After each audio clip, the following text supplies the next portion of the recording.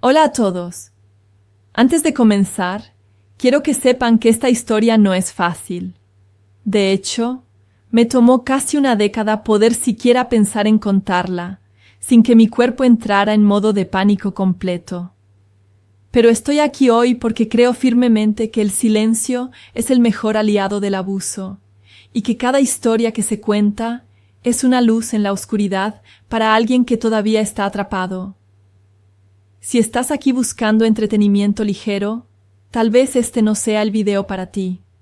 Pero si estás aquí porque has pasado por algo similar, o porque conoces a alguien que lo está viviendo, o simplemente porque quieres entender mejor este tema tan doloroso y tan presente en nuestra sociedad, entonces quédate.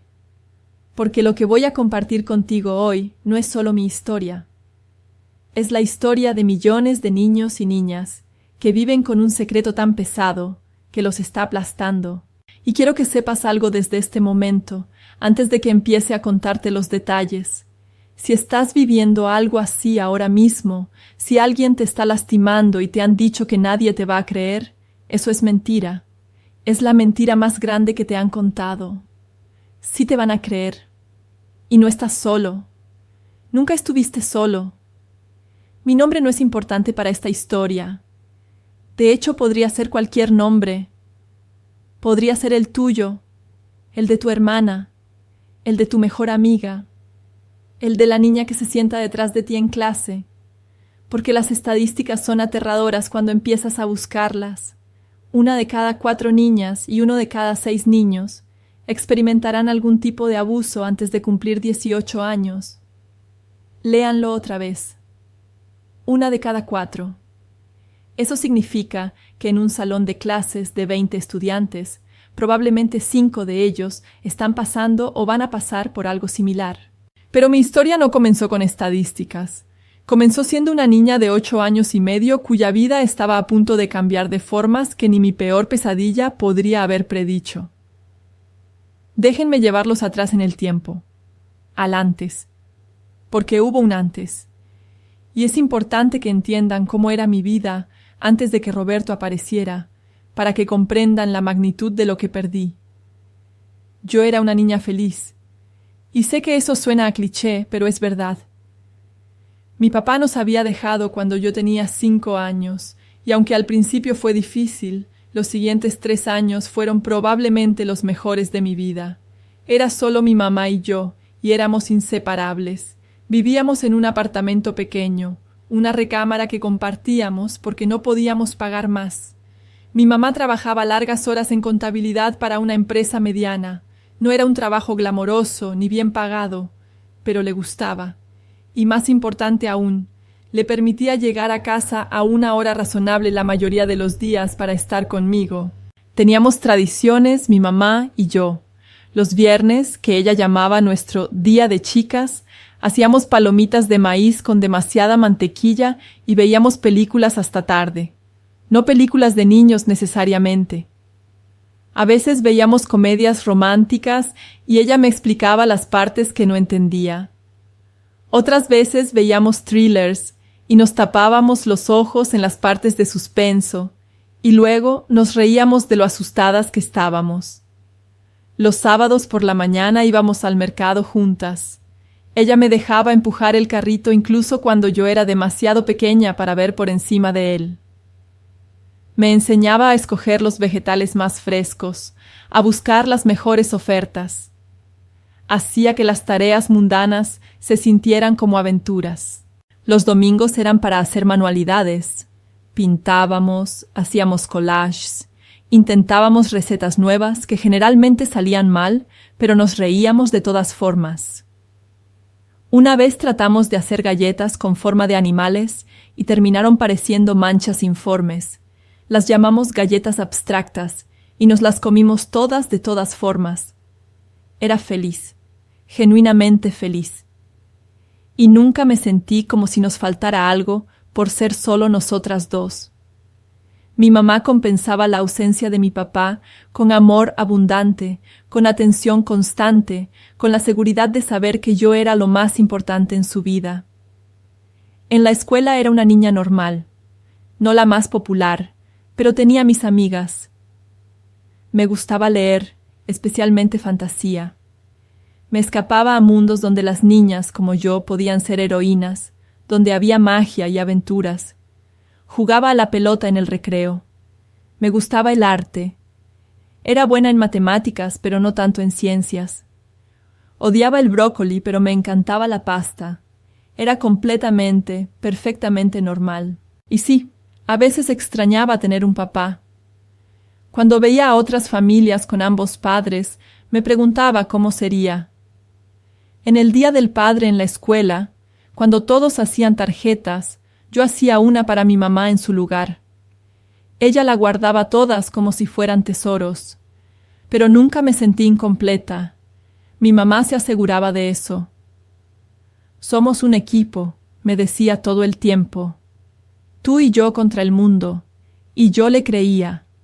Entonces Roberto apareció. Fue en una fiesta de la oficina de mi mamá.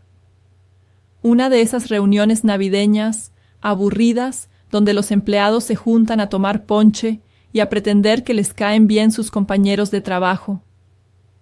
Mi mamá normalmente no iba a esas cosas, pero ese año su jefa había insistido. Era importante para la moral del equipo o algo así.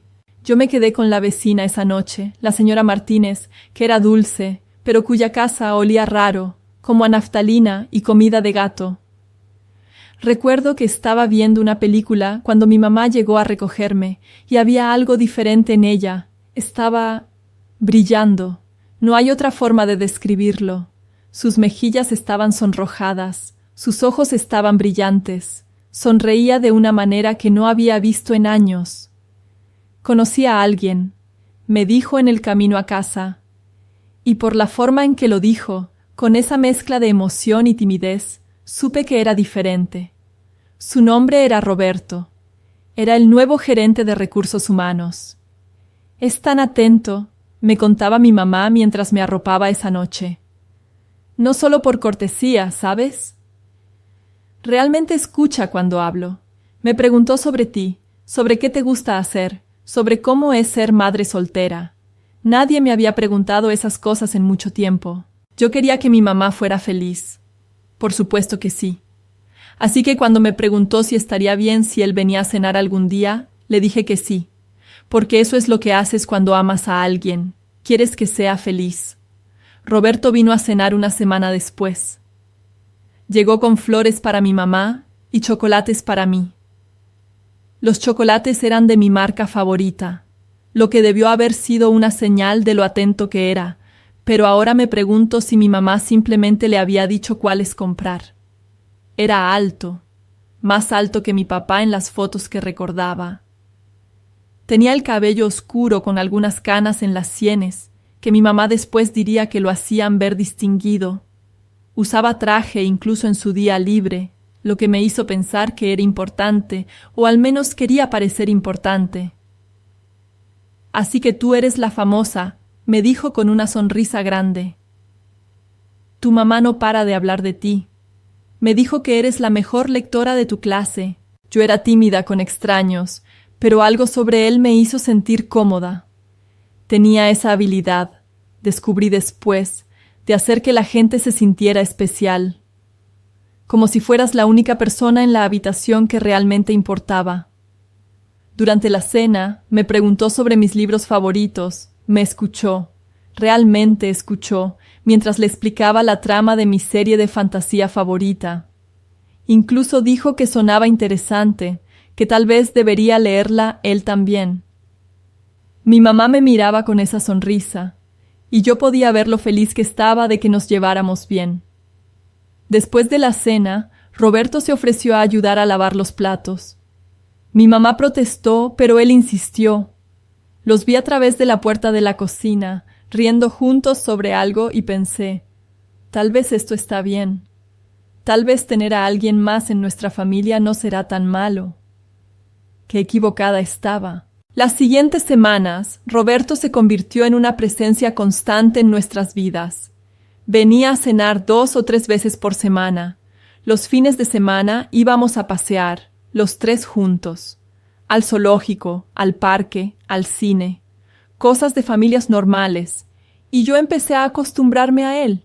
Empecé a bajar la guardia, me compraba cosas, no solo chocolates, sino libros que había mencionado que quería leer, o juguetes que había visto en las tiendas. Solo porque sí, decía. Mi mamá a veces protestaba diciendo que era demasiado, pero él le quitaba importancia. Me gusta consentirlas, decía, a las 2. Mirando hacia atrás puedo ver lo que estaba haciendo. Estaba comprando mi confianza, comprando mi afecto. Estaba construyendo una imagen de sí mismo como el padre perfecto, el salvador que había llegado a completar nuestra familia rota. Pero en ese momento yo solo tenía 8 años. Solo veía a un hombre amable que hacía feliz a mi mamá. 3 meses después de esa primera cena, Roberto le propuso matrimonio a mi mamá.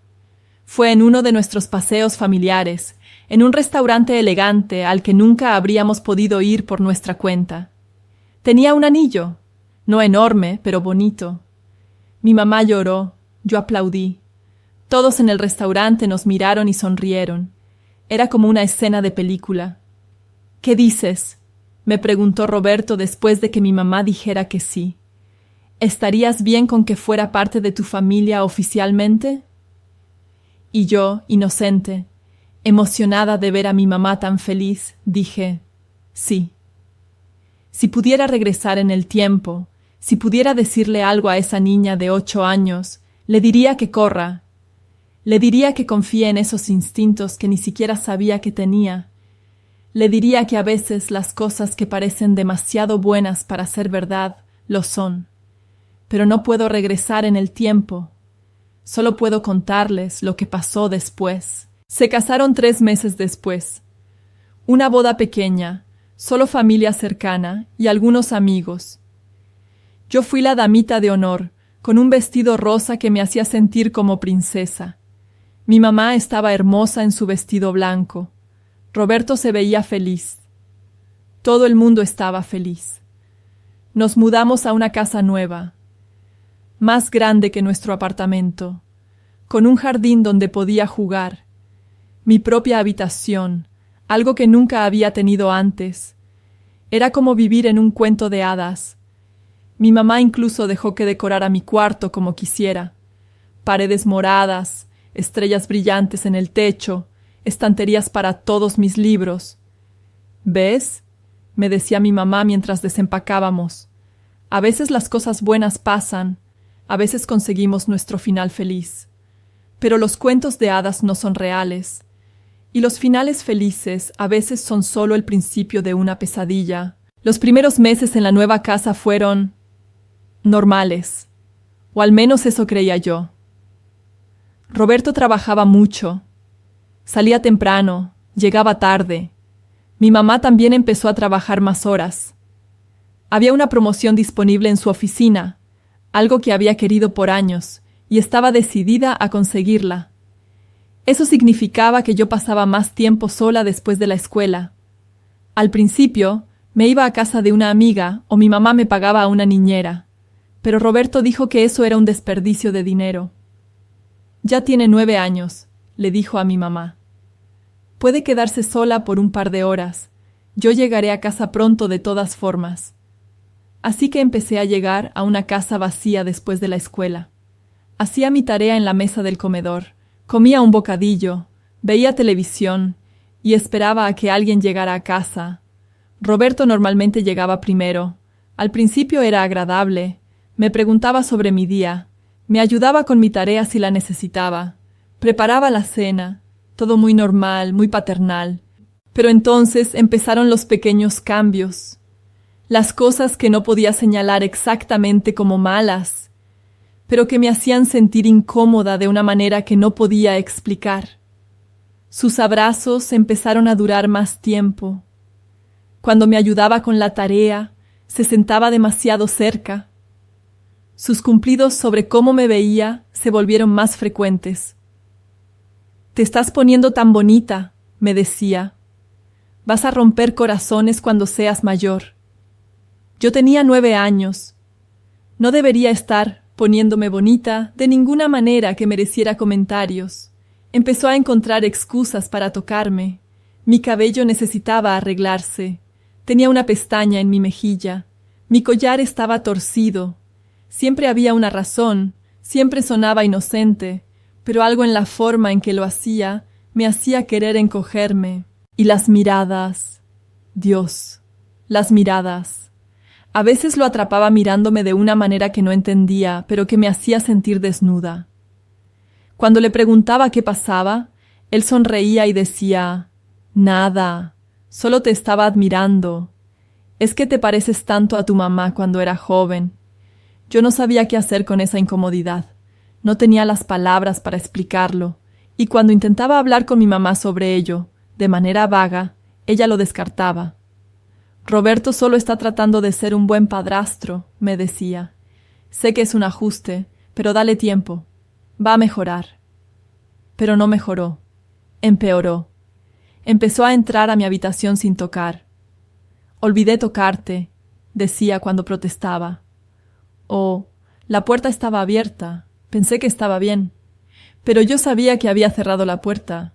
Siempre cerraba la puerta. Empezó a encontrar razones para que pasáramos tiempo a solas. Le decía a mi mamá que me llevara a mis actividades extraescolares, pero luego nos deteníamos en lugares que no eran camino a casa. «Nuestro pequeño secreto», decía. «No hay necesidad de preocupar a tu mamá con los detalles. ¿Y saben qué es lo más enfermizo de todo esto? Que parte de mí todavía pensaba que estaba siendo amable, que estaba tratando de conectar conmigo. Mi cerebro de 9 años no podía procesar que algo más oscuro estaba pasando. No tenía el contexto, no tenía la experiencia, no tenía idea de que estaba siendo preparada, manipulada, empujada lentamente hacia algo que cambiaría mi vida para siempre». ¿Alguno de ustedes ha sentido eso? Esa sensación de que algo está mal, pero no puedes identificar qué. Es como tener una astilla en tu mente que no puedes alcanzar. Sabes que está ahí. Sabes que duele. Pero no puedes verla lo suficientemente bien como para sacarla. Eso es lo que se sentía vivir con Roberto durante esos primeros meses. Una incomodidad constante de bajo nivel que no podía explicar. Una tensión que no tenía nombre. Y entonces llegó mi 9º cumpleaños. Mi mamá había planeado una fiesta pequeña. Algunas amigas de la escuela, pastel, juegos. Nada elaborado, pero yo estaba emocionada. Era mi primera fiesta de cumpleaños en la nueva casa. Pero el día de mi cumpleaños, mi mamá se enfermó. Una de esas gripes estomacales horribles que te dejan en cama todo el día. Dijo que lo sentía mucho, que tendríamos que posponer la fiesta. Yo estaba decepcionada, pero entendía. La enfermedad pasa. Roberto dijo que no debíamos cancelar. «Ya invitamos a todos», le dijo a mi mamá. «Yo me encargo. Tú descansa. Puedo manejar una fiesta de niñas de 9 años». Y mi mamá, sintiéndose terrible, agradecida de tener a alguien en quien apoyarse, accedió. La fiesta fue extraña. Roberto estaba demasiado involucrado. Tomaba muchas fotos, insistía en ayudarnos a jugar juegos. Mis amigas pensaban que era raro, pero no dijeron nada. Yo estaba avergonzada, pero tampoco dije nada. Después de que todas se fueron, después de que limpiamos, después de que mi mamá se durmió exhausta de estar enferma todo el día, Roberto me dijo que tenía un regalo especial para mí. Uno que no podía darme delante de todos los demás. Me llevó a su estudio, una habitación a la que mi mamá y yo rara vez entrábamos. Su espacio, decía él, donde trabajaba en cosas importantes. El regalo era un collar, delicado, de oro, con un dije pequeño en forma de corazón. Era bonito, objetivamente bonito, el tipo de cosa que una niña de 9 años pensaría que es elegante y maduro. «Quería darte algo especial», me dijo mientras lo sacaba de la caja.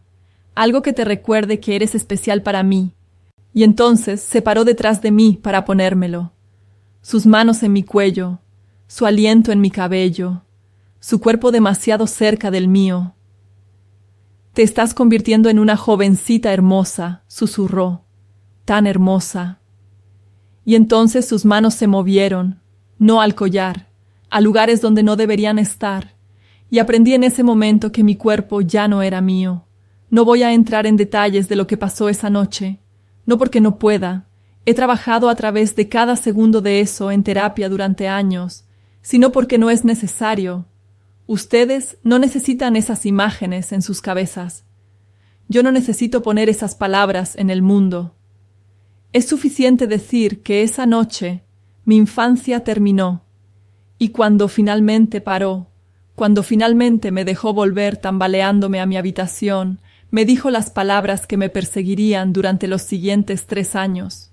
Nadie te va a creer si se lo dices. Soy el esposo de tu mamá.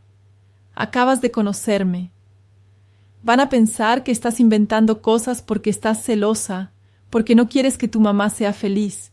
Y si por alguna razón te creen, destruirá a tu mamá. ¿Has visto lo feliz que está? ¿De verdad quieres quitarle eso? Hizo una pausa, dejando que eso se hundiera. Además, continuó, su voz aterradoramente tranquila, ¿quién va a creer a una niña sobre un adulto? Soy respetado. Tengo un buen trabajo. Todos piensan que soy un gran tipo. Tú eres solo una niña. Y las niñas mienten todo el tiempo, ¿verdad? Especialmente cuando quieren atención. Tenía 9 años, y le creí cada palabra. Esa noche me duché hasta que el agua se puso fría. Me tallé la piel hasta que estuvo roja y casi sangrando. Pero no me sentía limpia. Nunca volvería a sentirme limpia. Me acosté en mi cama, en mi cuarto púrpura con las estrellas en el techo que brillaban en la oscuridad, y lloré en silencio. No podía hacer ruido. Mi mamá estaba dormida en el cuarto de al lado, y si me escuchaba, vendría a preguntar qué pasaba, y yo no sabía qué decir. Me quedé despierta toda la noche. Cada sonido me hacía saltar. Cada crujido de la casa me hacía pensar que él estaba regresando. Empujé mi escritorio contra mi puerta. No era suficiente para mantenerlo fuera, pero me hacía sentir un poco más segura. Cuando amaneció, tenía los ojos hinchados de llorar y no había dormido ni un segundo. Mi mamá entró a mi cuarto, ya sintiéndose mejor, y me preguntó si estaba enferma porque me veía terrible. No dormí bien, dije, lo cual era verdad. Debió ser toda la emoción de la fiesta, dijo, besando mi frente. ¿No fue increíble que Roberto hiciera todo eso por ti? Eres muy afortunada de tener un padrastro que te quiere tanto. Quería vomitar. En la escuela ese día no podía concentrarme. Mi maestra preguntó si me sentía bien. Dije que sí. Mis amigas preguntaron si quería jugar en el recreo. Dije que no. Me senté sola bajo un árbol y traté de no existir. Esa noche, cuando Roberto llegó a casa, actuó como si nada hubiera pasado. Era amable con mi mamá. Me preguntó sobre mi día en el tono exacto que había usado antes, como si la noche anterior no hubiera sucedido, como si no hubiera destruido completamente mi mundo. Y me di cuenta de que así iba a ser, que para él esto era normal, que podía hacer esas cosas y luego simplemente seguir con su vida como si nada. Mientras tanto, yo estaba rota en pedazos que no sabía cómo juntar. Los siguientes días, semanas, meses, se convirtieron en una borrosa pesadilla. Roberto desarrolló un patrón. Esperaba a que mi mamá estuviera dormida, o fuera, o distraída, y entonces aparecía en mi cuarto. A veces era cada noche, a veces pasaban unos días. La incertidumbre era casi peor que cuando sucedía, porque significaba que nunca podía relajarme, nunca podía bajar la guardia. Estaba en modo de supervivencia constante. Intenté cerrar mi puerta con llave, pero él quitó el seguro. Las puertas cerradas con llave son un peligro de incendio, le dijo a mi mamá. Y ella estuvo de acuerdo porque, claro, tenía sentido. Estaba siendo un adulto responsable, preocupado por la seguridad. Intenté quedarme despierta toda la noche, pensando que si no estaba dormida no vendría. Pero eso solo resultó en que estuviera exhausta todo el tiempo, y él vino de todas formas. Intenté volverme invisible. Me vestía con ropa holgada, dejé de arreglarme, dejé de cuidar mi apariencia. Si era lo suficientemente poco atractiva, pensaba, tal vez me dejaría en paz. Pero no funcionó. Nada funcionaba. Mi mamá notó los cambios. ¿Estás bien, cariño?, preguntaba. Has estado actuando raro últimamente. Y yo quería decirle. Dios, ¿cómo quería decirle? Las palabras se acumulaban en mi garganta, presionando para salir. Pero cada vez que abría mi boca, escuchaba su voz. Nadie te va a creer. Estoy bien, decía. Y ella me creía porque quería creer, porque la alternativa era impensable. Cumplí 10 años, luego 11.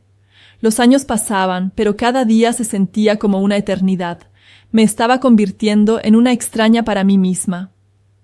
La niña que había sido, la que amaba leer y reír y jugar, estaba desapareciendo. En su lugar había alguien que apenas reconocía, alguien que tenía miedo de todo, alguien que se estremecía cuando la tocaban, alguien que había aprendido a disociarse tan completamente que a veces me sentía como si estuviera flotando sobre mi propio cuerpo, observando mi vida desde arriba. Mis calificaciones empezaron a bajar. No porque no fuera inteligente, sino porque no podía concentrarme. ¿Cómo se supone que debes enfocarte en álgebra cuando tu padrastro está abusando de ti todas las noches?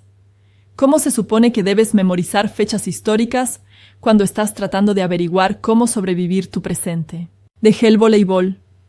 Había estado en el equipo desde 5º grado. Era buena en ello. Mis amigas estaban en él. Pero los partidos significaban quedarse tarde después de la escuela. Y quedarse tarde significaba que Roberto ofrecería recogerme. Y estar en el carro con él, a solas, era su lugar favorito para decirme cosas. Para tocarme de maneras que hacían que quisiera saltar del carro en movimiento. Así que renuncié. Le dije a mi entrenadora que había perdido el interés. Ella estaba decepcionada. Mis amigas estaban confundidas, pero era más fácil que la verdad. Me volví solitaria. Dejé de ir a fiestas de pijamas. Dejé de invitar amigas a mi casa. No podía arriesgarme a que vieran algo. No podía arriesgarme a tener que explicar por qué parecía un zombi. ¿Por qué saltaba cuando alguien me tocaba? ¿Por qué tenía reacciones de pánico a cosas aleatorias que no podía predecir? Estás en tu fase antisocial adolescente, decía mi mamá, tratando de sonar comprensiva. Roberto asentía sabiamente. Es normal, decía.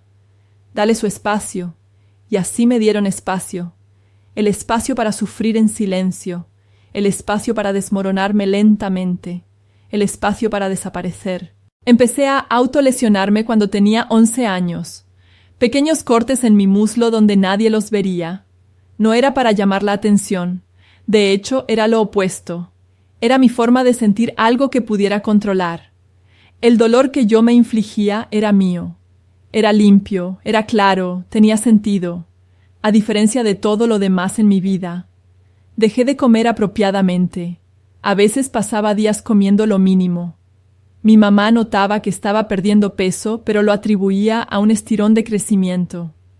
Roberto me miraba volverme más y más delgada y no le importaba. O tal vez le gustaba.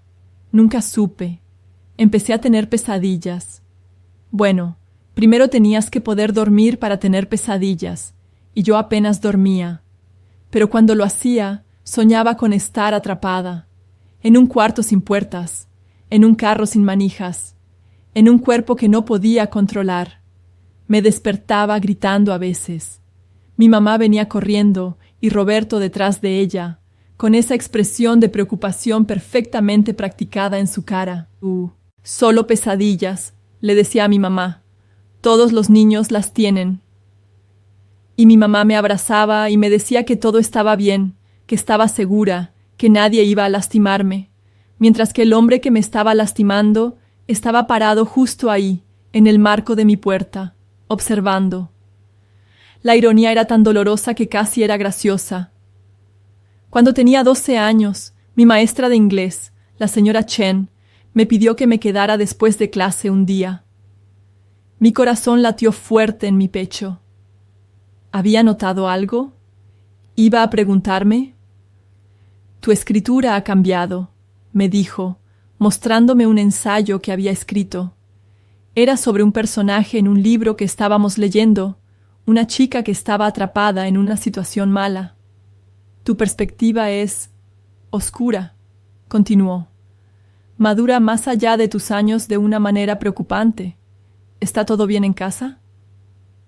Esta era mi oportunidad.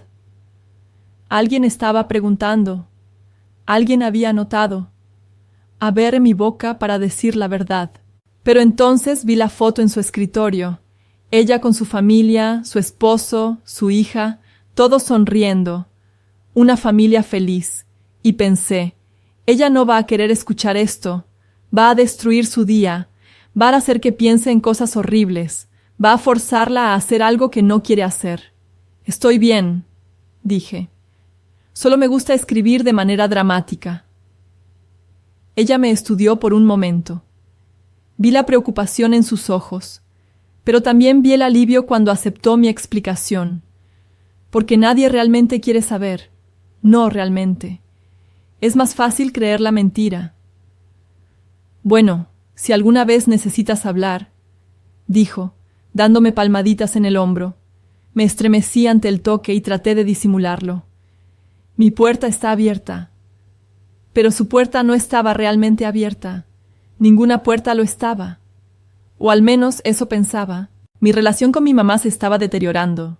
No era su culpa, no completamente. Ella estaba tratando. Pero yo estaba empujándola lejos.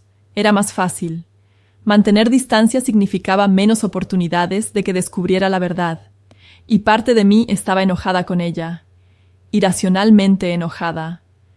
¿Cómo no podía ver lo que estaba pasando?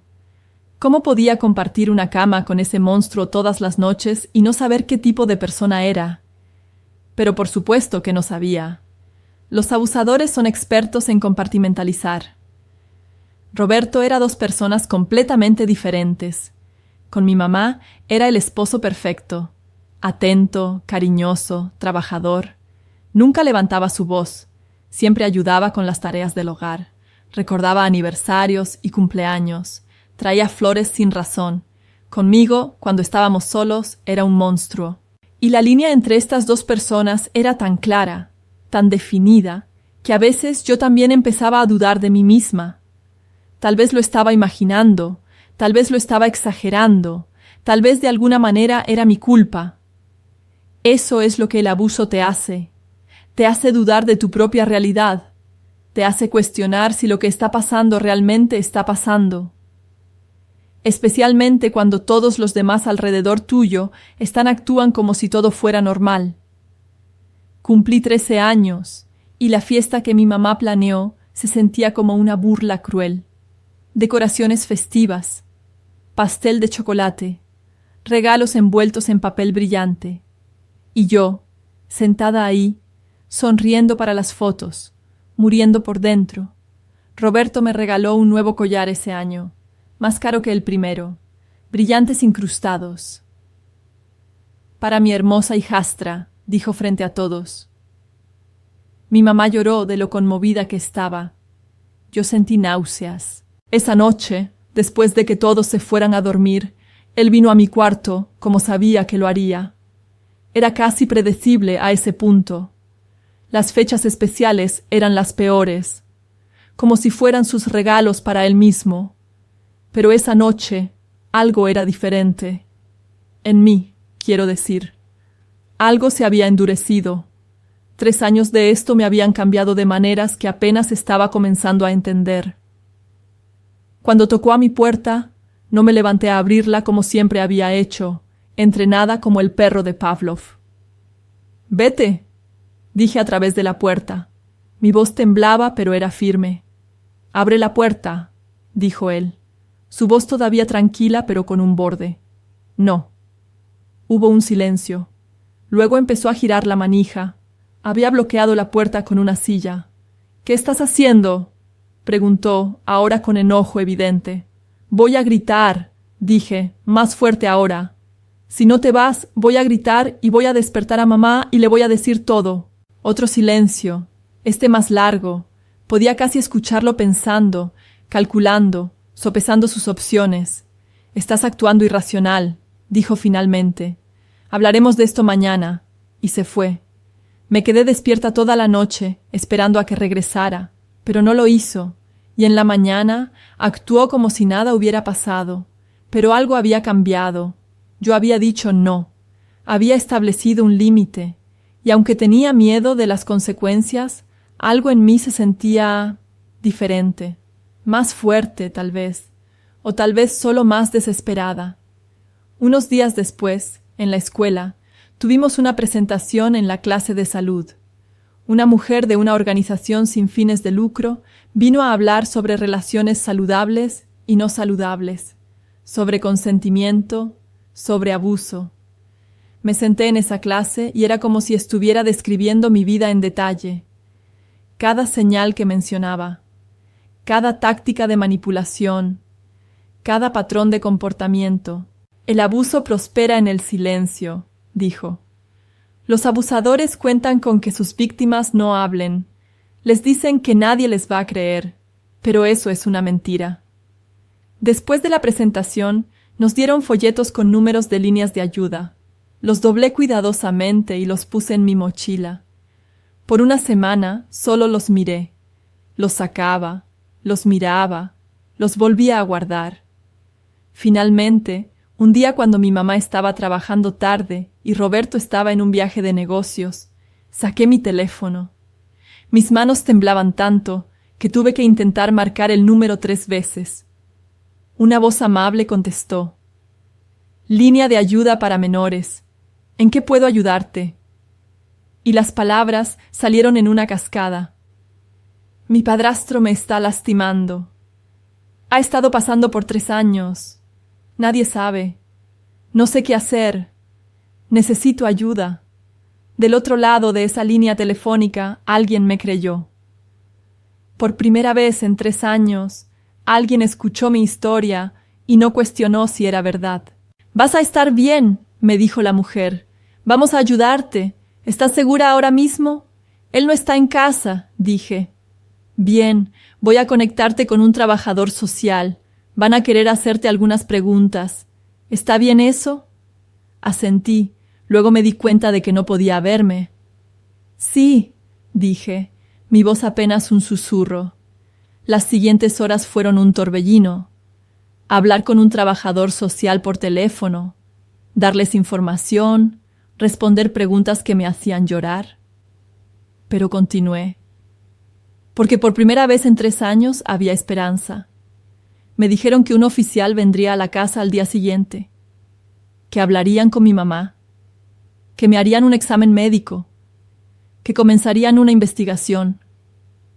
Va a ser difícil, me advirtieron, pero hiciste lo correcto al llamar. Esa noche no pude comer, no pude dormir.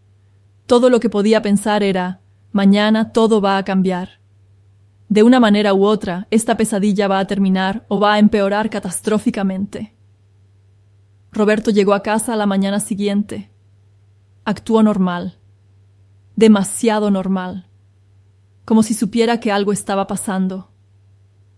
Cuando el oficial de policía llamó a la puerta esa tarde, vi el pánico brevemente cruzar la cara de Roberto, pero lo escondió rápidamente, reemplazándolo con su máscara de confusión preocupada.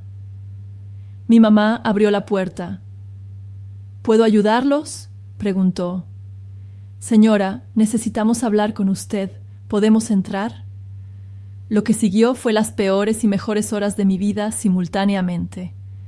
El oficial explicándole a mi mamá por qué estaban ahí. Mi mamá conmocionada, negando con la cabeza, diciendo que debe haber un error. Roberto, tranquilo, diciendo que por supuesto cooperaría con cualquier investigación porque no tenía nada que esconder. Y yo, parada ahí, viendo mi vida explotar. ¿Es verdad?, preguntó mi mamá, mirándome con lágrimas corriendo por su cara. Él te ha estado lastimando. Este era el momento que había temido por 3 años. Sí, dije, por 3 años, desde mi 9º cumpleaños. El sonido que salió de mi mamá no era humano, era puro dolor. Se derrumbó. Literalmente, sus piernas cedieron y tuvo que sentarse. Roberto mantuvo su compostura. «Esto es ridículo», dijo. «Es una adolescente buscando atención.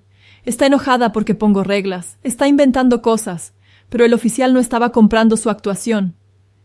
Señor, va a tener que venir con nosotros a la estación para responder algunas preguntas». Lo que siguió fue semanas de entrevistas, exámenes médicos que eran casi tan traumáticos como el abuso mismo, evaluaciones psicológicas, reunirse con detectives, con abogados, con trabajadores sociales. Mi mamá pasó por todas las etapas del duelo al mismo tiempo. Negación, debe haber un malentendido, ira, ¿cómo pudiste no decirme? Negociación, tal vez no fue tan malo como ella piensa. Depresión, días enteros sin salir de la cama. Y finalmente, lentamente, aceptación. La detective asignada a mi caso, la detective Rivera, fue increíble. Ella me creyó desde el primer momento. Me explicó el proceso. Me preparó para lo que venía. «Va a ser difícil», me dijo. «Su abogado va a intentar desacreditarte. Van a decir cosas horribles, pero tienes que mantenerte firme en la verdad. ¿Puedes hacer eso?» «Sí», dije, y lo decía en serio. Pero nada podría haberme preparado para el proceso legal. Roberto contrató un abogado caro, uno que era conocido por defender casos de abuso y ganar. En la audiencia preliminar, su abogado me pintó como una adolescente problemática.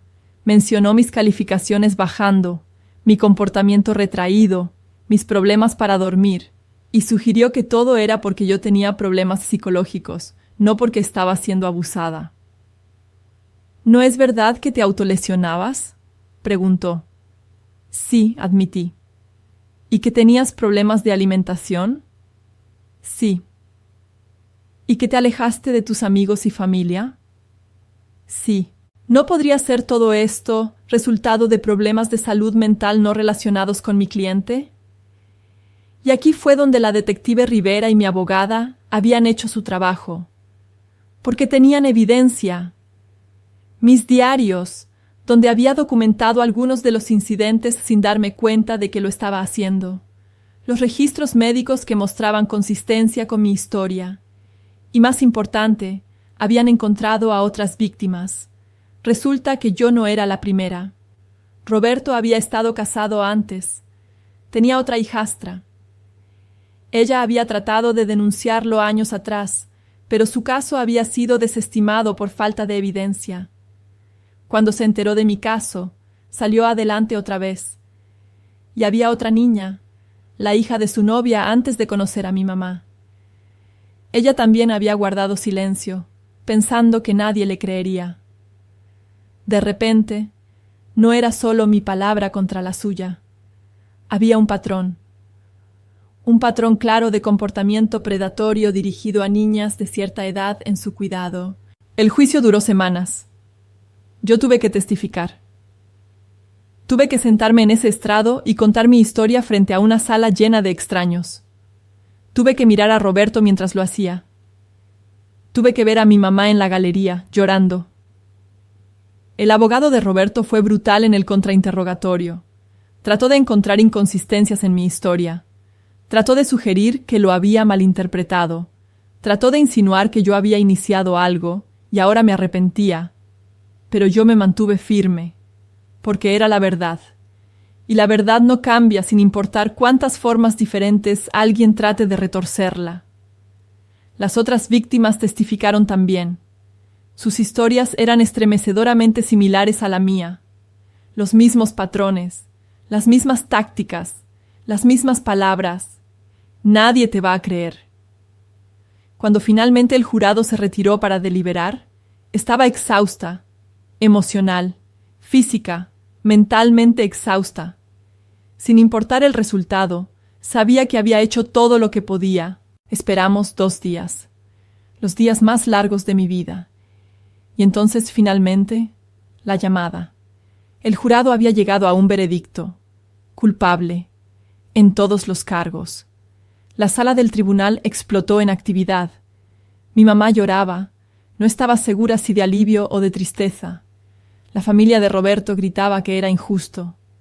Los abogados hablaban. El juez llamaba al orden. Y yo solo me senté ahí, entumecida. Culpable. Me habían creído. El sistema había funcionado. Roberto iba a la cárcel. Pero no se sentía como victoria. Se sentía como vacío. Como si hubiera estado corriendo por tanto tiempo que ahora que había llegado a la meta, no sabía qué hacer conmigo misma. La sentencia vino semanas después. 15 años.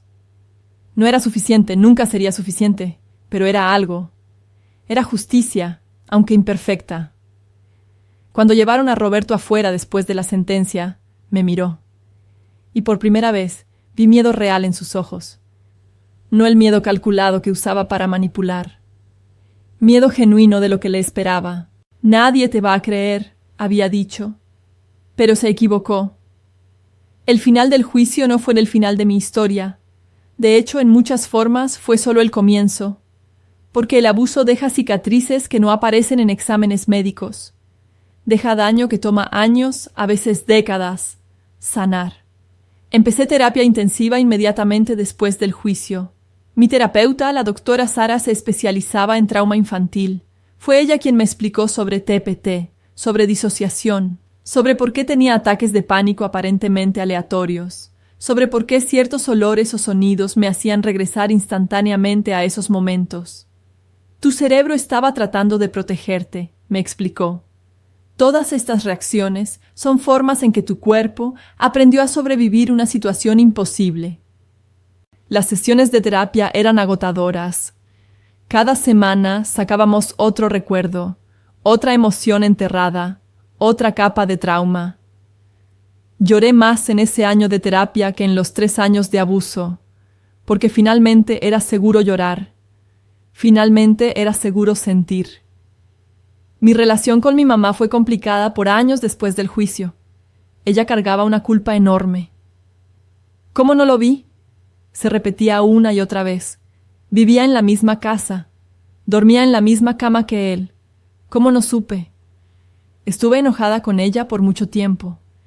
Era más fácil estar enojada que procesar todas las otras emociones complicadas. Pero eventualmente, con terapia familiar, llegamos a entender algo. Ella también fue víctima. No de la misma manera que yo, pero Roberto la había manipulado tan completamente como me había manipulado a mí. Él había elegido a mi mamá específicamente.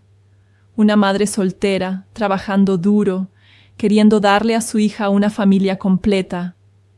Él vio vulnerabilidades que podía explotar, la cortejó, le mostró exactamente lo que ella quería ver. Y cuando se casaron, se aseguró de que ella estuviera demasiado ocupada, demasiado distraída, demasiado enamorada para ver lo que realmente era.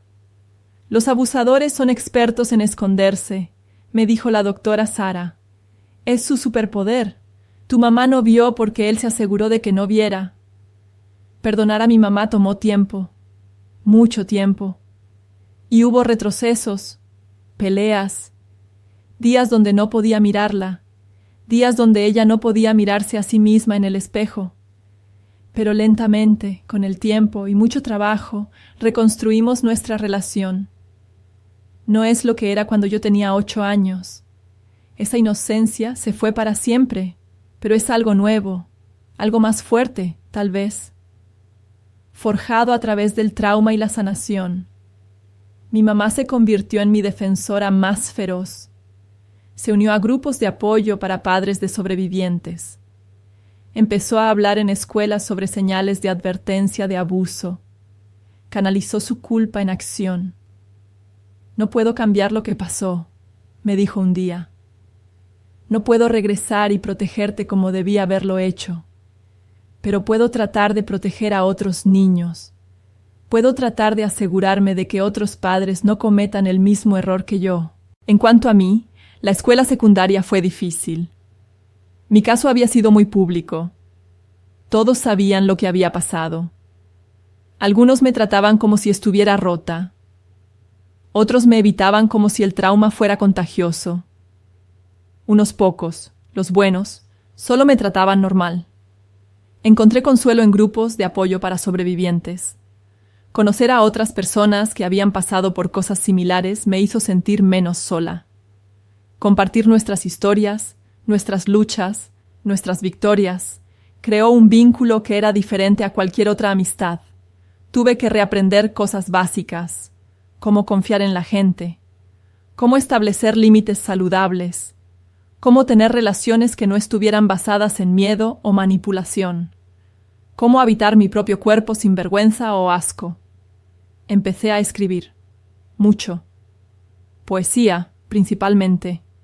Una manera de procesar todo lo que sentía sin tener que decirlo en voz alta. Mi terapeuta me animaba. Encuentra tu voz, decía, de la manera que funcione para ti. Decidí estudiar psicología en la universidad.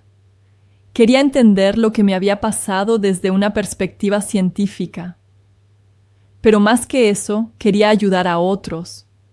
Quería ser la persona que yo necesitaba cuando tenía 9 años. La universidad fue su propio desafío. Las fiestas con mucho alcohol me daban ansiedad. Las relaciones románticas eran complicadas cuando tenías un historial de trauma. Hubo momentos donde consideré rendirme, pero no lo hice, porque me di cuenta de que cada día que continuaba, cada meta que alcanzaba, era una victoria sobre Roberto. Él había tratado de robarme mi futuro, y yo me negaba a dejarlo. Tuve mi primera relación seria a los 20 años.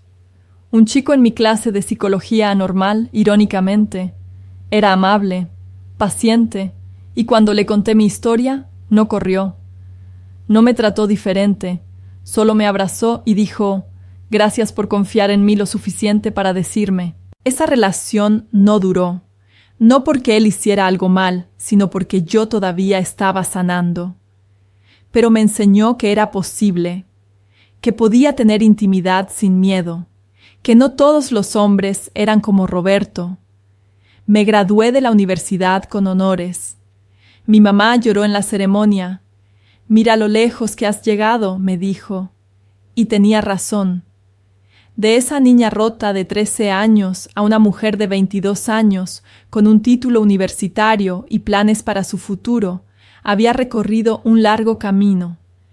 Ahora trabajo en una línea de ayuda para víctimas de abuso. Contesto llamadas de niños que suenan exactamente como yo soné hace 11 años, asustados, solos, convencidos de que nadie les creerá. «Te creo», les digo, y puedo escuchar el alivio en sus voces, el peso que se levanta, aunque sea un poco, cuando alguien finalmente valida su realidad. También hablo en escuelas, en conferencias, donde sea que me inviten. Cuento mi historia porque creo que es importante, porque el abuso prospera en el silencio y en la vergüenza, y cada vez que alguien habla, le da permiso a alguien más para hacer lo mismo. ¿Estoy completamente sanada? No, y probablemente nunca lo esté. El trauma cambia tu cerebro de formas fundamentales. Todavía tengo días malos. Días donde el TPT me golpea de la nada. Días donde veo a alguien que se parece a Roberto y mi cuerpo entra en pánico antes de que mi cerebro racional pueda intervenir. Pero también tengo días buenos. Cada vez más días buenos.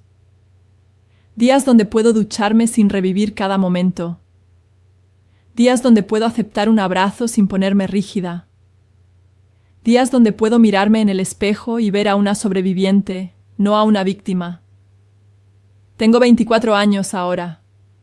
Vivo en un apartamento pequeño con mi gata, Luna. Trabajo durante el día y estudio para mi maestría en consejería por las noches. Salgo con amigos, veo películas, leo libros. Volví a amar la lectura eventualmente. Hago yoga, que ayuda con el trauma corporal. Hago cosas normales que la niña de 12 años en mí nunca pensó que podría hacer. Mi mamá y yo hablamos varias veces a la semana. Ella se mudó después del juicio, no podía quedarse en esa casa. Encontró un apartamento cerca del mío. A veces cocinamos juntas. A veces solo nos sentamos en silencio. Nuestra relación nunca será lo que era antes de Roberto, pero es algo real y valioso en su propia forma. Roberto está en prisión. Será elegible para libertad condicional en 7 años. Ya estoy preparándome para esa audiencia, donde tendré que testificar sobre por qué no debería ser liberado. Pero eso es un problema para el futuro yo. El yo de ahora está enfocado en vivir. He aprendido mucho en estos 11 años desde que hice esa llamada telefónica. He aprendido que la sanación no es lineal, que algunos días avanzas 3 pasos y otros retrocedes 2, que está bien tener días malos, que está bien necesitar ayuda, que está bien no estar bien. He aprendido que el trauma no te define, aunque sea parte de tu historia, que eres más que lo peor que te ha pasado, que la supervivencia es un acto de resistencia.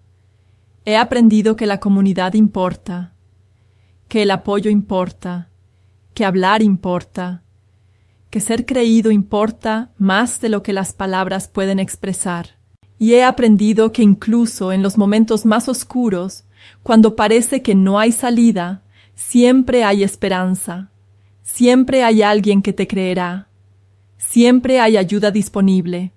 Solo tienes que encontrar el valor para alcanzarla.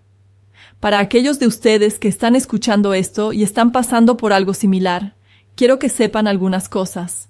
Primero, no es tu culpa. Nunca fue tu culpa. No importa lo que te hayan dicho. No importa qué ropa usabas, cómo actuabas, o qué pensaste que hiciste para provocarlo. El abuso es 100% responsabilidad del abusador. Siempre. Segundo, sí te van a creer. Tal vez no la primera persona a la que se lo digas. Mi mamá no me creyó de inmediato. Pero hay alguien ahí afuera que te creerá. Un maestro, un consejero, un médico, una línea de ayuda. Sigue buscando hasta que encuentres a esa persona. Tercero, mereces ayuda, mereces seguridad, mereces sanar. No tienes que ganarte estas cosas. Son derechos básicos humanos que todos merecemos. Cuarto, hablar es aterrador, pero es el primer paso hacia la libertad. Sé que da miedo. Sé que hay consecuencias. Sé que tu vida va a cambiar. Pero te prometo que vivir en esa situación día tras día es peor que cualquier consecuencia de hablar. Quinto, no estás solo. Hay literalmente millones de nosotros, sobrevivientes que hemos pasado por esto y salimos del otro lado.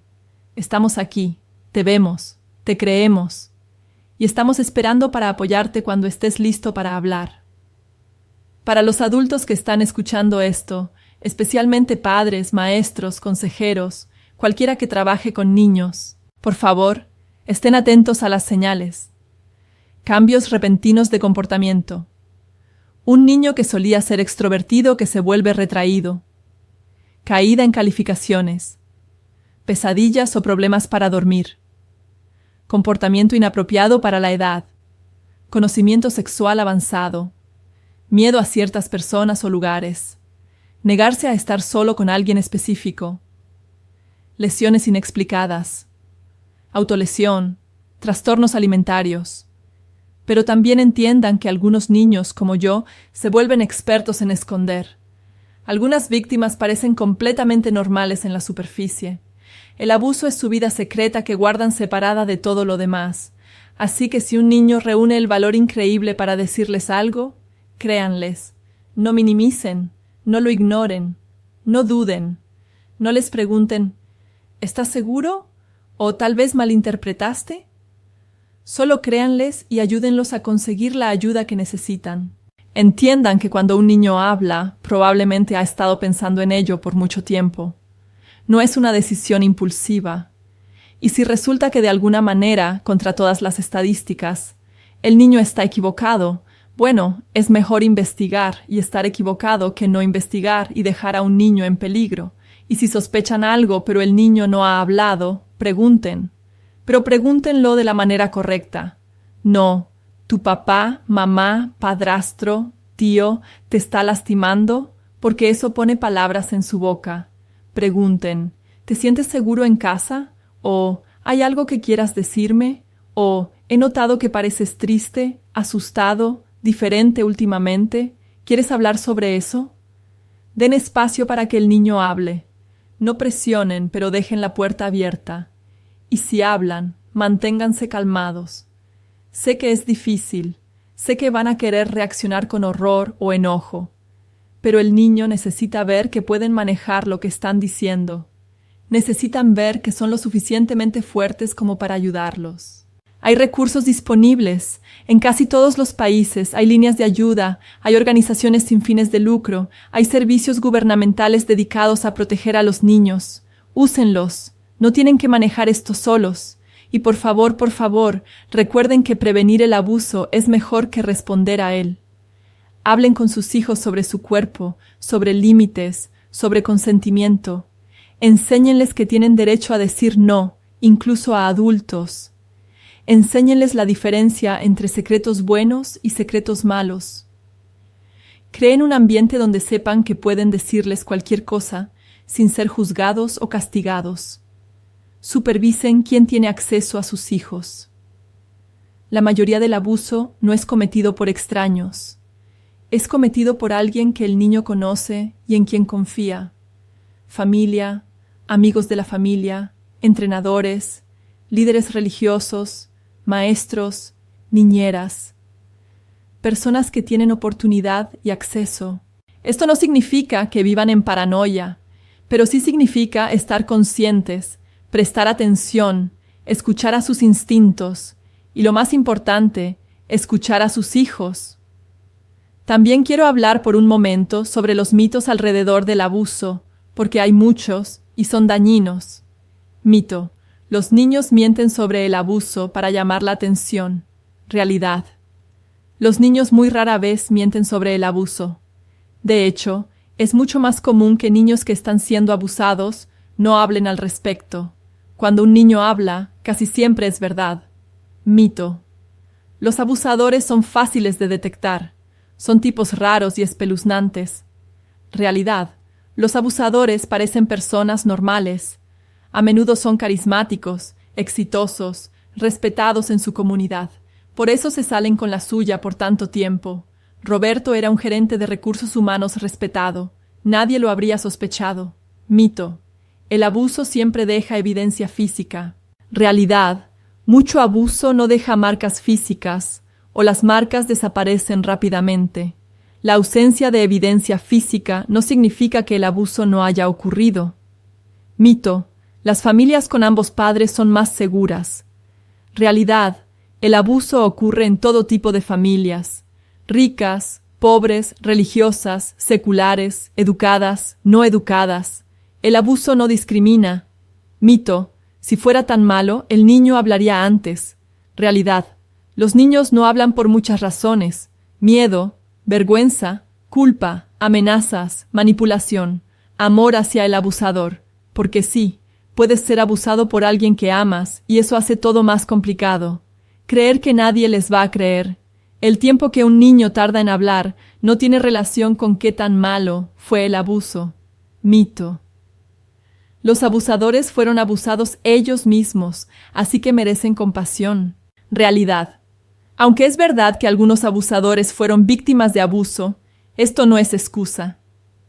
La mayoría de las personas que fueron abusadas no se convierten en abusadores. Elegir abusar de alguien es exactamente eso, una elección. Desmantelar estos mitos es crucial porque influyen en cómo respondemos cuando un niño habla. Si creemos estos mitos, es menos probable que creamos a las víctimas.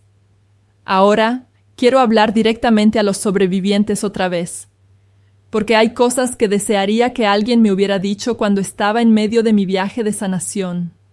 La sanación no se ve igual para todos. Para algunos, la terapia es clave. Para otros es el arte o la escritura. Para algunos es la espiritualidad.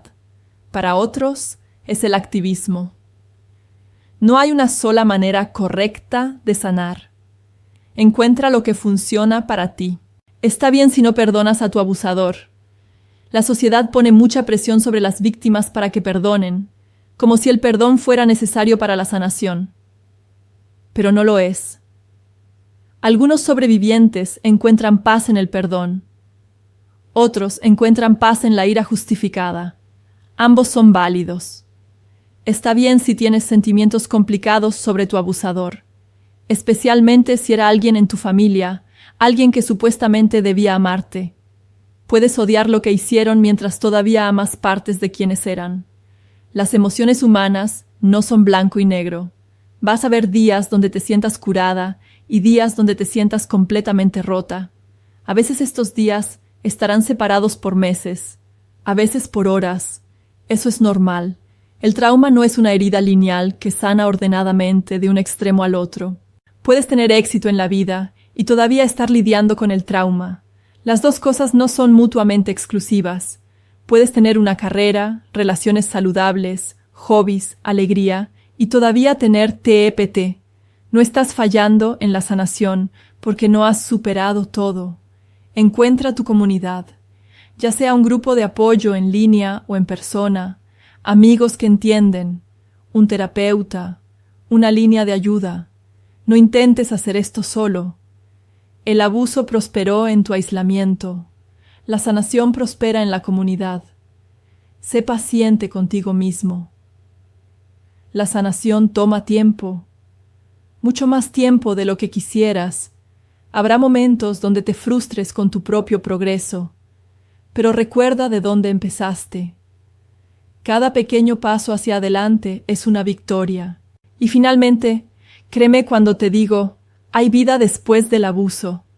Una vida plena, significativa, feliz.